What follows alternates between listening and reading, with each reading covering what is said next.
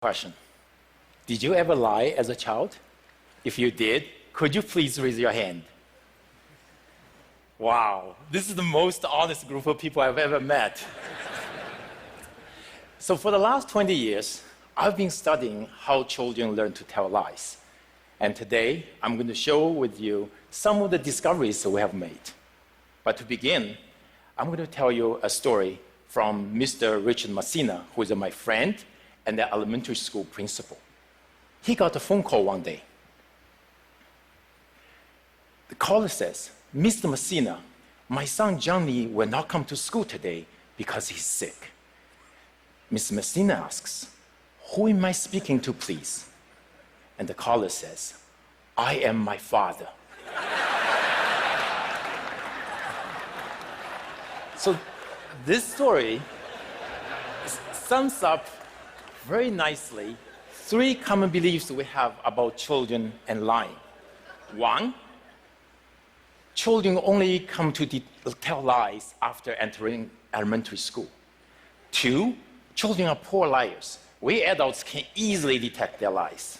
And three, if children lie at a very young age, there must be some character flaws with them, and they are going to become pathological liars for life. Well, it turns out all the three beliefs are wrong. So we have been playing guessing games with children all over the world. So here's an example.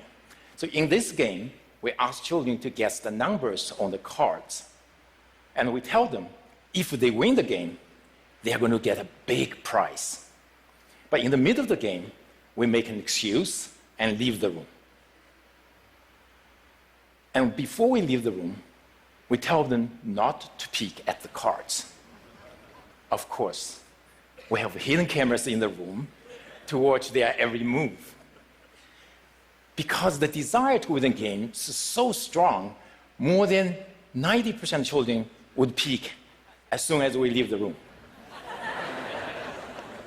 The crucial question is, when we return and ask the children whether or not they have peeked, will the children who peeked confess or lie about their transgression?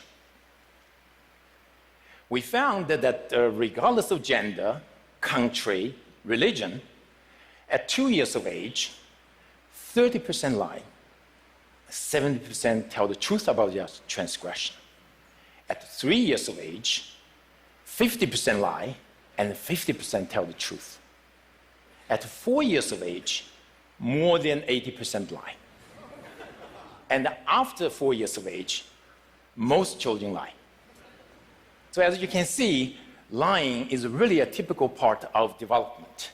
And some children begin to tell lies as young as 2 years of age. So now let's take a closer look at the younger children. Why some, but not all young children lie? As in cooking, you need good ingredients to cook good food.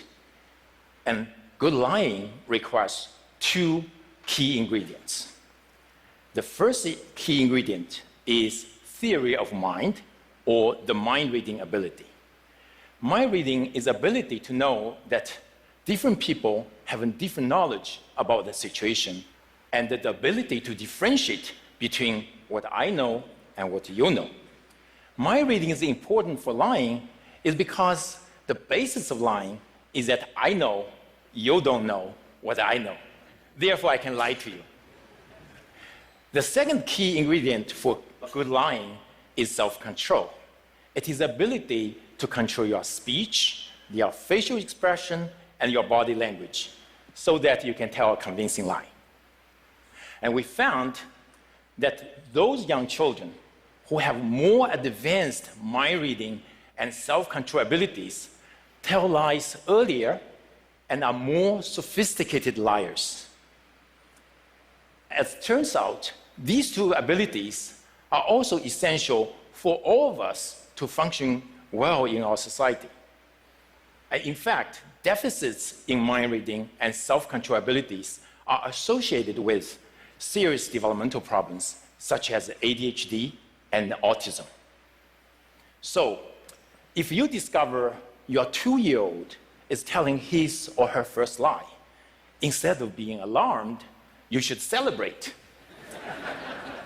Because it signals that your child has arrived at a new milestone of typical development. Now, are children poor liars? Do you think you can easily detect their lies? Would you like to give it a try? Yes? Okay.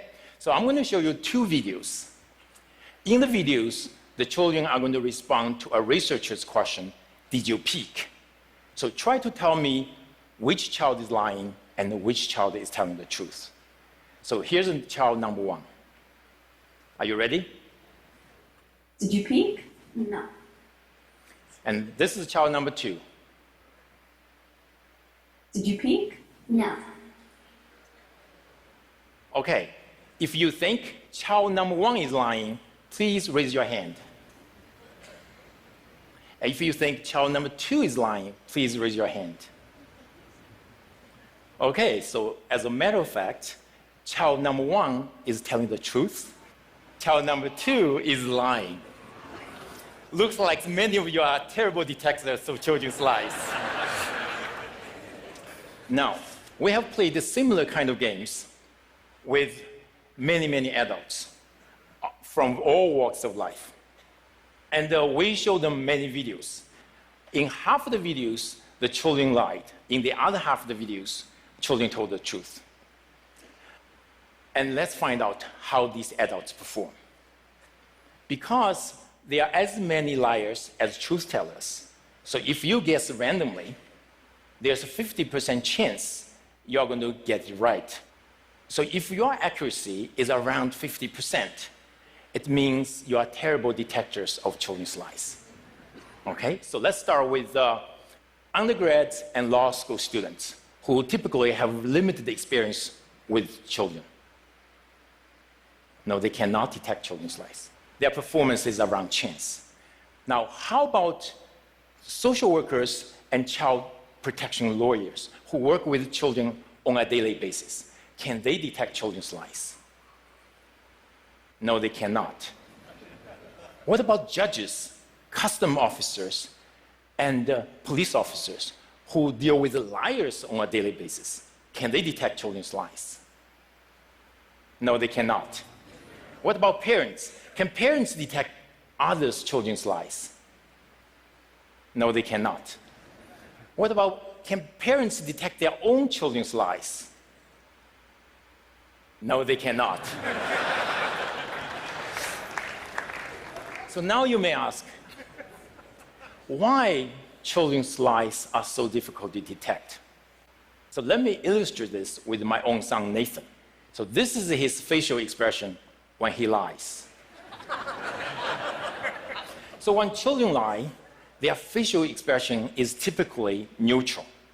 However, behind this neutral expression, the child is actually experiencing a lot of emotions, such as fear, guilt, shame, and maybe a little bit of liar's delight. Unfortunately, such emotions are either fleeting or hidden, therefore is mostly invisible to us. So in the last 5 years, we have been trying to figure out a way to reveal these hidden emotions. Then we made a discovery. We know that underneath our facial skin, there's a rich network of blood vessels. When we experience different emotions, our facial blood flow changes subtly. And these changes are regulated by the autonomous system that is beyond our conscious control. So by looking at facial blood flow changes, we can reveal people's hidden emotions. Unfortunately, such emotion-related facial blood flow changes are too subtle to detect by our naked eye. So to help us reveal people's facial emotions, we have developed a new imaging technology we call transdermal optical imaging. To do so, we use a regular video camera to record people when people experience various hidden emotions. And then, using our image processing technology, we can extract transdermal images of facial blood flow changes. And by looking at transdermal video images, now we can easily see transdermal facial blood flow changes associated with the various hidden emotions. And using this technology, we can now reveal the hidden emotion associated with lying and therefore detect people's lies. We can do so non-invasively, remotely, inexpensively, with an accuracy at about 85%, which is far better than chance level. And in addition, we discovered a Pinocchio effect. No, not this Pinocchio effect. This is the real Pinocchio effect.